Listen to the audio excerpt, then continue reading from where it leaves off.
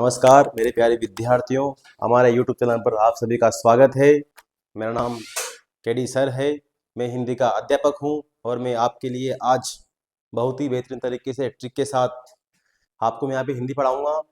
ये तो देखते हैं अपन हिंदी में आपको जो पढ़ाऊंगा मैं पहले ग्रामर का पोर्शन लेंगे अपन।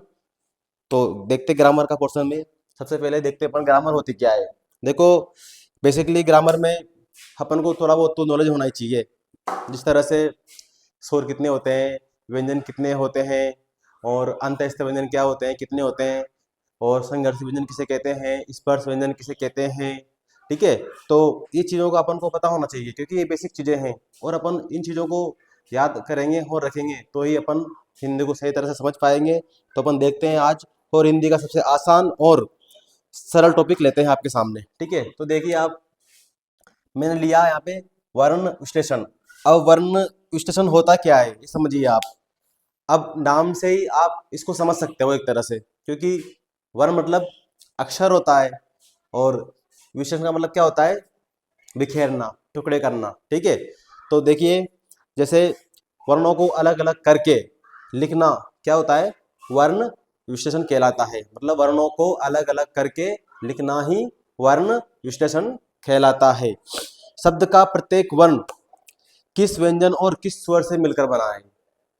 शब्द का प्रत्येक वर्ण किस व्यंजन और किस स्वर से मिलकर बना है, इस बात का क्रमानुसार पता लगाना ही वर्ण विश्लेषण कहलाता है।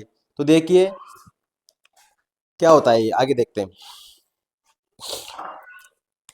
जैसे मैंने लिखा यहाँ पे ये स, क्या लिखा मैंने यहाँ पे स। अब स क्या है, स एक व्यंजन है। क्या है, स एक व्यंजन है। और स में क्या छुपा है, स में स्वर छुपा हुआ है। तो स में स्वर छुपा हुआ है, इस बात का अपन पता किस तरह लगाते हैं।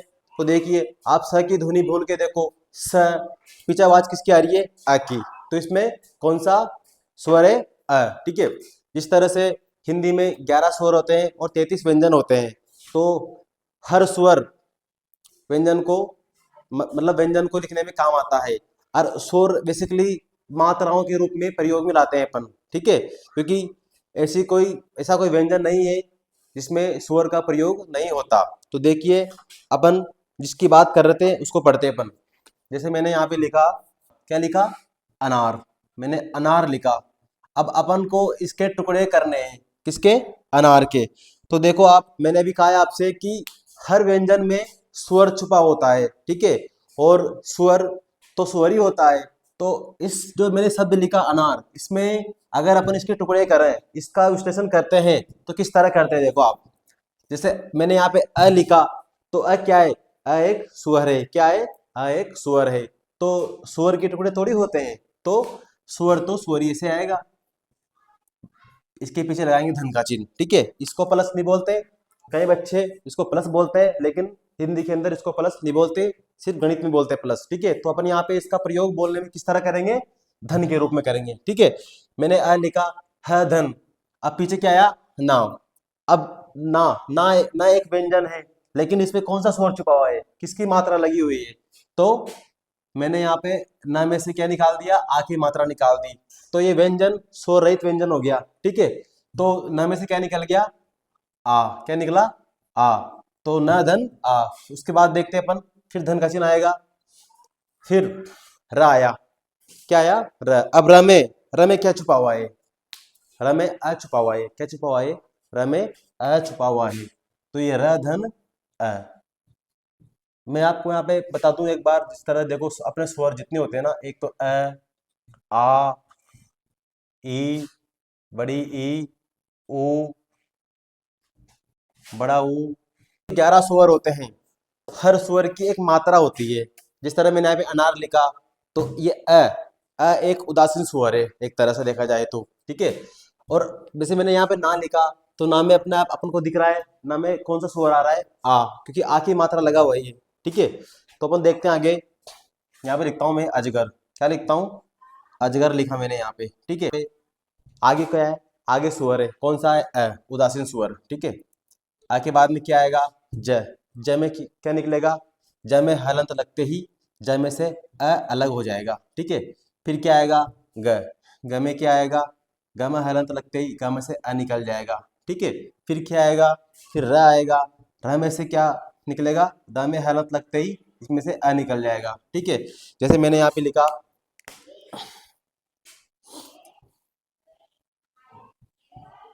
दीफा लिखा, मैंने यहाँ पे क्या लिखा, दीफा लिखा, ठीक है। तो द में अनंत लगते ही द में से क्या निकलेगा, इधर देखो आप, कौन सी मात्रा है, बड़ी ई की, तो बड़ी निकल जाएगी, द धन बड़ी ही, ठीक है। फिर पापा किसकी मात्रा है, आ की, प में अस्वर छुपा हुआ है, तो ये प धन आ, ठीक है। उसके बाद देखो आप आजाद, मैंने लिखा है यहाँ पे आजाद, ये बिल्कुल अपन आसान आसान शब्द ले रहे हैं भी, ऐसा कुछ है नहीं कि कोई हार्ड चीज है, बिल्कुल आसानी पढ़ेंगे अपन और आसान से बिल्कुल हार्ड की तरफ बढ़ते रहेंगे और हर चीज को अपन सीख जाएंगे। जैसे मैंने यहाँ पे आ लिखा, तो आ से आ, ज में क्या छुपा है, ज में आ छुपा हुआ है। फिर द में क्या है, द में अ है, ठीक है। अब देखो आगे, थोड़ा आगे बढ़ते अपन, अपन ने नॉर्मल शब्द ले लिए, इसके आगे अपन देखते हैं। जैसे मैंने यहाँ पे लिखा धर्म, क्या लिखा, धर्म लिखा मैंने यहाँ पे, धर्म तो आप जानते हो द में तो अ छुपा हुआ है, तो ध धन अ, ठीक है। लेकिन अब इसके बाद अपन म लिखे या र लिखे, तो बच्चों देखो आगे, जब भी र ऊपर होता है, अगर शिरोरेखा के ऊपर, शिरोरेखा के ऊपर अगर र होता है तो र हमेशा आधा होगा, क्या होगा, आधा होगा। और अगर शिरोरेखा के नीचे अगर र होता है तो र पूरा होगा, ठीक है। लेकिन जिस शब्द के ऊपर र आएगा वो शब्द तो पूरा होगा और र आधा होगा, लेकिन जिस शब्द के नीचे र आएगा वो र पूरा होगा और वो शब्द आधा होगा। जिस तरह अपने धर्म लिखा, तो ध धन अ, द में से अ निकल गया, बाकी क्या आया, धर्म, तो पहले क्या आएगा, र आएगा, ठीक है।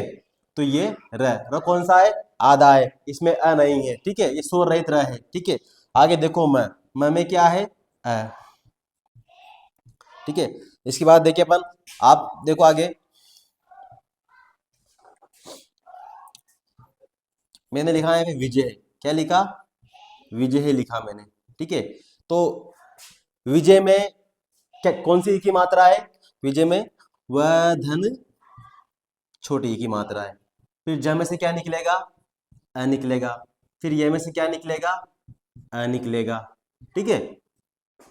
इसके बाद देखते हैं अपन आगे, योगेश, क्या देखते हैं, योगेश, जैसे मैंने यहाँ पे योगेश लिखा, ठीक है, योगेश लिखा। अब देखो यहाँ पे ये शब्द भी बिल्कुल आपके लिए नया है अभी तक के शब्दों में, तो देखो जो ये यह है गो वाला है, इसमें किसकी मात्रा है, कौन सा स्वर छुपा हुआ है इसमें, तो देखो यह धन, यह धन, इसको हमेशा धन बोलना है आपको और हमेशा हलंत लगाना है शब्द को टुकड़े करते समय। यह धन मात्रा किसकी है, ओ की, कौन सा, ओ वाला, छोटा वाला, ठीक है। तो ये ओ, उसके बाद में देखो आप ग लिखो, ग में क्या छुपा है, ए, छोटा ए, तो ये ए निकल गया, ये वाला ए, ठीक है। उसके बाद देखो स में अ छुपा हुआ है, ठीक है। आगे देखते हैं अपन, जैसे मैंने यहाँ पे लिखा सूर्य, इधर देख लेते हैं, इसको इरेज कर ले थोड़ा देर, चलो ठीक है, ये कर लेते हैं। जैसे मैंने यहाँ पे सूर्य लिखा, क्या लिखा, सूर्य। अब समय क्या छुपा हुआ है, समय, समय ऊ छुपा हुआ है, क्या छुपा हुआ है, ऊ छुपा हुआ है, कौन सा ऊ, बड़ा ऊ, ठीक है। अगर छोटा ऊ होता तो छोटा आता, लेकिन यहाँ बड़ा है तो बड़ा आएगा, ठीक है। फिर क्या आएगा, मैंने भी आपको धर्म में बताया, पहले र आएगा क्योंकि धर्म, आवाज पहले किसकी आ रही है, र की आ रही है, तो र पहले आएगा। और ऐसे भी पूरे शब्द के पहले ही हमेशा र आएगा, ठीक है। तो ये र कौन सा आएगा, आधा। मैंने कहा था भी आपसे, ऊपर वाला र हमेशा, जो र शिरोरेखा के ऊपर आता है वो हमेशा आधा होता है, और जो नीचे आता है वो पूरा होता है, ठीक है। तो यहाँ पे र आधा, फिर ये यज्ञ वाला आधा और अ, ठीक है। आगे देखो आप,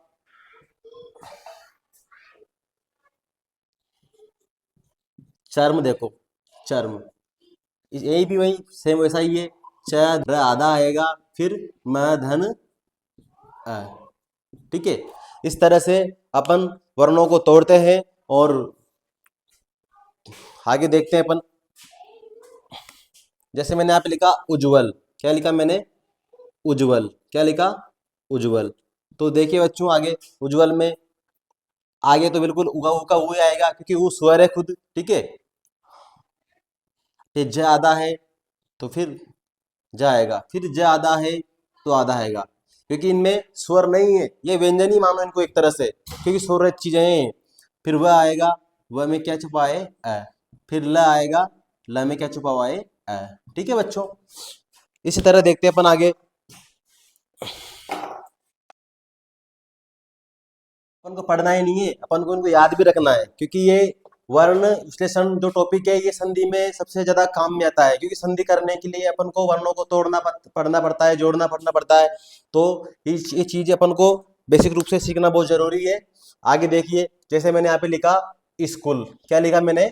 यहाँ पे मैंने स्कूल लिखा, ठीक है। अब स्कूल को तोड़ते अपन, तो देखो आगे सबसे पहले क्या है? आधा श। कौन सा है? आधा श। तो ये देखो, स में हलंत लग जाएगा, इसमें ये बिल्कुल स्वर रहित है, इसमें अ नहीं है, स्वर नहीं छुपा हुआ है। फिर क्या आएगा? क। क्या आएगा? क। क में किसकी मात्रा है? बड़े बड़े ऊ की, ठीक है। फिर क्या आएगा? ल। ल में क्या है? ल में अ छुपा हुआ है, ठीक है। उसके बाद देखते हैं अपन, जैसे मैंने लिखा यहाँ पे, और टॉपिक देख लेते हैं आगे अपन।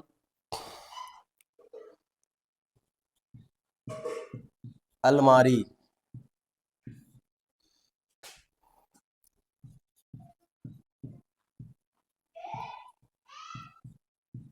औद्योगिक,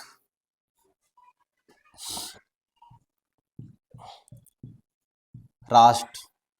तो देखिए आगे, आजादी, आ का आ जाएगा, ज में क्या छुपा हुआ है? ज में आ है, और द में क्या है? द में बड़ी ई है, ठीक है। जैसे अलमारी का देखो, अ एक उदासीन स्वर है, तो अ को अपन लिख देंगे, ल में अ छुपा हुआ है, और म में आ छुपा हुआ है, और ई में र में बड़ी ई छुपी हुई है, ठीक है। अब आगे देखिए बच्चों, औद्योगिक।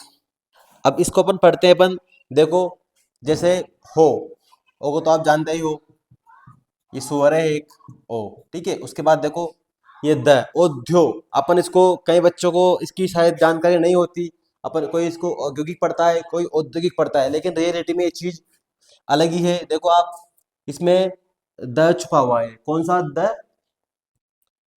आधा द दवात वाला, तो ये आधा द है। फिर उसके बाद में क्या है?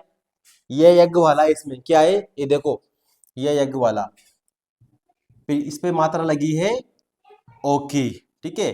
फिर घ, घ धन छोटे ई, और क धन अ। अब आगे देखते हैं बच्चों, जैसे मैंने लिखा राष्ट्र। मैंने आपसे कहा था कि र, अगर किसी वर्ण के ऊपर र आएगा तो र कौन सा होगा? र आधा होगा। लेकिन अगर वर्ण के नीचे र आएगा तो र पूरा होगा, और जिस भी वर्ण के नीचे मतलब र आएगा वो वर्ण आधा होगा। तो इधर देखो आप, जैसे मैंने यहाँ पे र लिखा, र में कौन सा चोर छुपा है? आ, तो ये रा आ गया, ठीक है। उसके बाद में देखते हैं श। स अपन को ऐसे ही दिख रहा है नॉर्मली, बिल्कुल आधा है, ठीक है। तो ये स आधा है, ओके। ट, राष्ट्र, राष्ट्र, यहाँ पे ट कौन सा है? ट यहाँ पे आधा है, कौन सा है?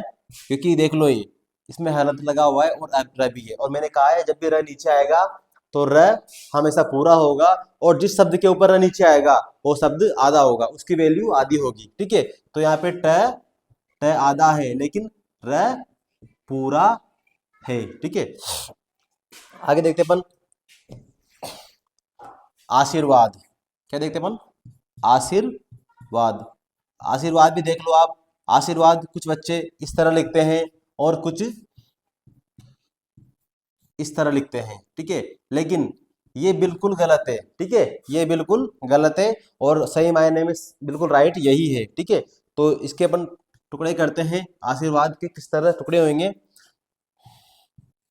आ धन, स धन बड़ी ई धन, आशीर र, र कौन सा होगा? आधा होगा, क्योंकि मैंने अभी आपसे कहीं कितनी बार कहा है पहले कि जब भी किसी वर्ण के ऊपर र आएगा तो उसकी वैल्यू आधी होगी और नीचे आएगा तो उसकी वैल्यू पूरी होगी। तो यहाँ पर र आधा आएगा, ठीक है। और वह धन आ और ध धन अ, ठीक है। आगे देखते हैं अपन। जैसे मैंने यहाँ पे लिखा कर्ता, क्या लिखा, कर्ता, ठीक है। अब यहाँ भी वही चीज है फिर र के लिए बिल्कुल, क में क्या छुपा है, क में अ छुपा हुआ है, ठीक है। फिर क्या आएगा, र, ठीक है। आवाज रखिए अपन को आ रही पहले, आधा र, फिर त धन आ, ओके। तो समझ में आया आपको। अपन हिंदी के अंदर बहुत सी चीजें पढ़ते हैं, लेकिन अपन डायरेक्ट कभी सर्वनाम पढ़ रहे हैं, कभी संज्ञा पढ़ रहे हैं, कभी संधि पढ़ रहे हैं, लेकिन बेसिक रूप से अपन को इन चीजों को ना पढ़ के पहले इसका बेसिक रूप अपन को जान लेना चाहिए। क्योंकि हिंदी के अंदर कितने वर्ण होते हैं, कितने स्वर होते हैं, कितने व्यंजन होते हैं, व्यंजनों के कितने कितने अलग अलग पार्ट होते हैं, अलग अलग नाम होते हैं, कौन कौन से अंतस्थ व्यंजन होते हैं, कौन से स्पर्शी व्यंजन होते हैं, कौन से संघर्षी व्यंजन होते हैं, कौन से अल्प प्राण होते हैं, कौन से महाप्राण होते हैं। तो इस तरह से मतलब अपन को छोटी छोटी बारीक चीजों को ध्यान में रखते हुए हिंदी को आगे पढ़ना चाहिए, क्योंकि अपन एक साथ आगे बढ़ते हैं तो अपन को ऐसा नहीं है, अपन को सीढ़ी वाइज धीरे धीरे ऊपर चढ़ना है, ना कि एक साथ चढ़ना है। तो